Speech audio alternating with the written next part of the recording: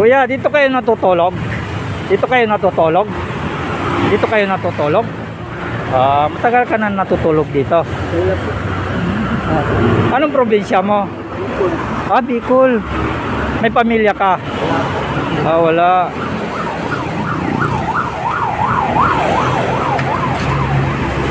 So mula nung dumating ka dito, dito ka na lang natutulog. Wala namang nagpapalis sa'yo? Wala naman. So anong kinabubuhay mo? Yan, mga kalakal. So hindi ka natatakot na dito natutulog? Anong pangalan mo, kuya? Jamil po. Sa Bicol, nandoon pa yung mga pamilya mo? Yung ate ko na lang po. Sa Bicol? Ayan, no? So taga Bicol po si kuya, no? At mula nang dumating daw dito na siya natutulog sa gilid-gilid. At meron pa tayong naabutan doon, natutulog pa. Sa umaga, saan ka na naman yung pupunta? Punta pa sa mga tigil. Doon ka kakain. So araw-araw na ginagawa mo, ganun na lang. Mabisa naman, pag may kumukuha ng tao, trabaho, sumasama. Pumapasok pa rin sa trabaho. Yan po, no? Yan. So kalungkot naman ang buhay niya. Pero nag-iisa ka lang dito, wala kang ano. Iba naman yun nandiyan sa kabila. Hindi kayo magkakakilala. Ano nga pala uli pangalan mo? Jamil po. Jamil. Bicol, si Kuya Jamil, no?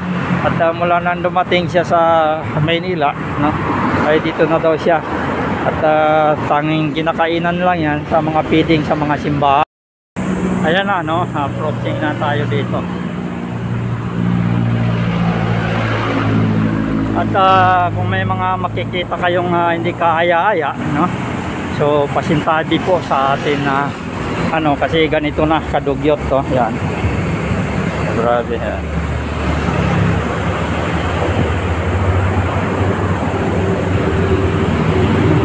Yan. So grabe. Pasintabi sa kumakain. Yan.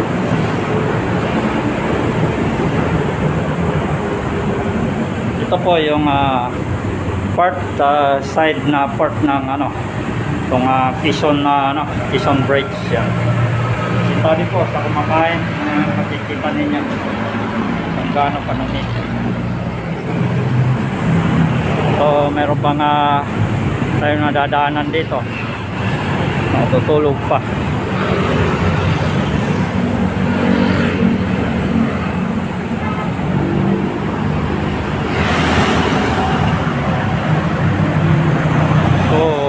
Expected natin dyan sa kabila, ganon rin. Kung anong dumi dito sa kabila, ganon rin dyan.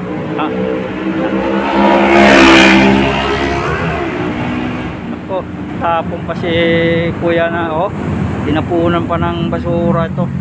Daming basura sa ayan.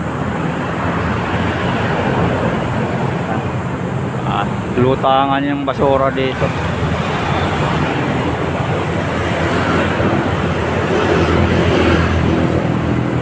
Sabi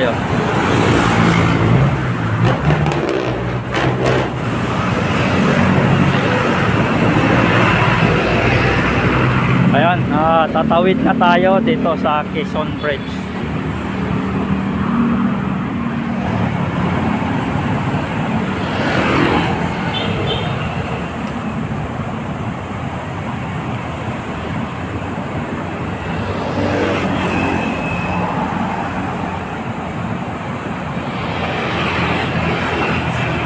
Meron na naman doon, kasalukuyan pang nagsasagawa doon sa kabila.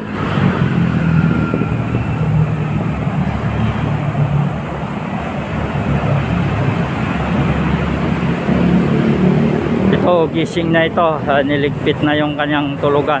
Yan. Pupungay-pungay pa, yan.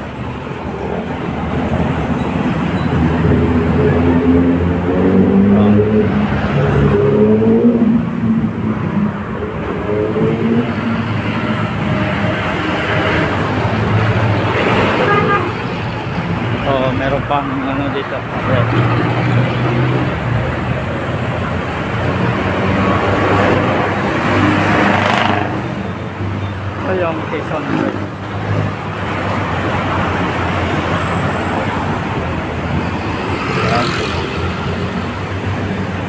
So, meron silang ano dyan, no?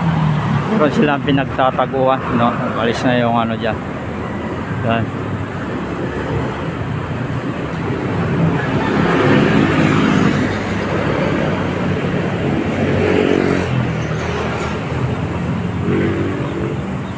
Kuya, dito kayo natutulog? Dito kayo natutulog? Dito kayo natutulog? Matagal ka na natutulog dito. Wala po. Anong probinsya mo? Bicol. Bicol. May pamilya ka? Wala.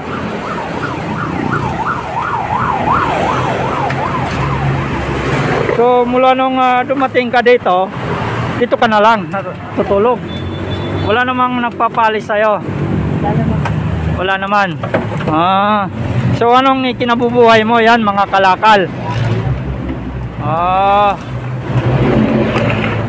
So hindi ka natatakot na dito natutulog? Anong pangalan mo, kuya? Gamit po. Sa Bicol, nandoon pa yung mga pamilya mo? Yung ate ko na lang po.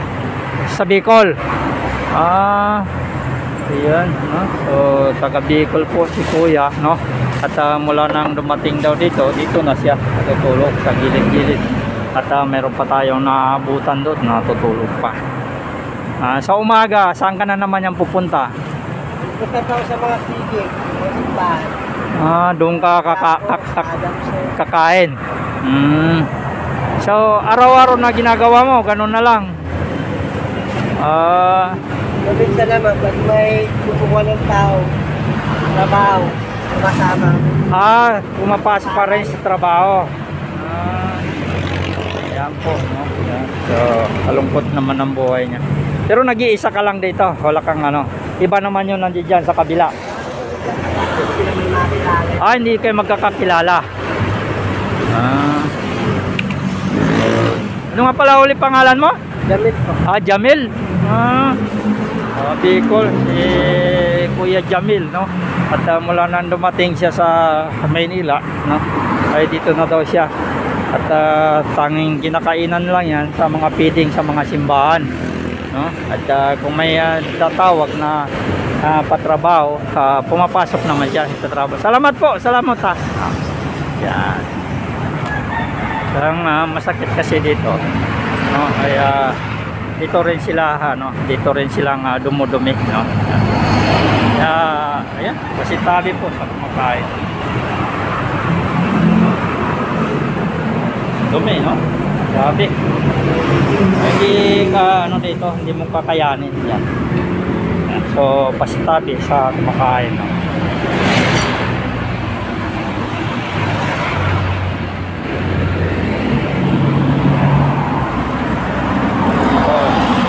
Baba na tayo. Ito yung Quezon Bridge. Yung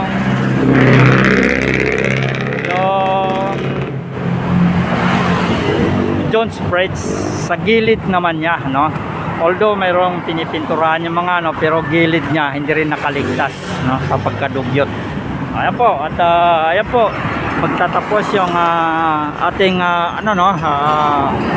pagbibigay ng update dito sa sa may Quezon Bridge, no? At naabutan pa natin yung mangilan-ngilan na natutulog at nakausap natin yung kagigising lang, no, si Kuya Jamil, no? Jamil pa ang pangalan, taga Bicol siya at wala naman siyang pamilya.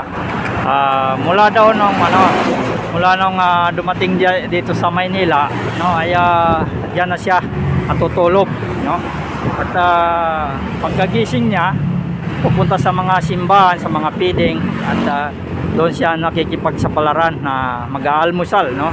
Dahil yung mga simbahan nagbibigay ng paalmusal umaga, no? Minsan naman kung may nagtatawag daw ng papatrabaho, so nagtatrabaho rin siya. So ayan po, magandang umaga at ito po yung update natin dito sa may Quezon City, Quezon Bridge, kung saan at talagang magkabilang ano na ito, magkabilang naka-umbok na ito na parang ano niya, yung entrance niya at ito entrance ng pedestrian. So may nakatago pong lihim dyan, no? At pasintabi sa kumakain na talagang hindi ka aya-aya, no? Magkabila po, no? Magkabila na yan, talagang tad-tad ng pupo ng tao, no? At pag naglalakad ka at napadaan ka siyan, no? Kailangan magmadali ka dahil hindi mo kakayanin yung amoy, no? Ganun po, kadumi na. At yan na nga, titingnan natin kung anong panibago na naman na diskarte ni Yorme sa kanyang pagbabalik, no, ng Maynila. Dahil puspusan ngayon yung pag-iikot natin at puspusan yung paglilinis ng ating mga kababayan, no, dito sa Maynila, no, nasasalubong kay Yorme. At yan yung mga update natin sa pag-iikot natin, no. Magandang umaga po, maraming salamat. At sa mga baguhan hindi pa nakapag-subscribe sa ating YouTube channel, huwag po kalimutan mag-subscribe, hits na rin notification bell para ma-update po kayo sa ating mga ina-upload, no, dito sa may Kalakhang, Maynila. At shout out na rin sa ating mga kababayan Luzon, Visayas at Mindanao. Shout out na rin sa mga kababayan natin, mga immigrants at mga kababayan po nating mga OFW. Naway ligtas po tayong lahat. Maraming salamat po.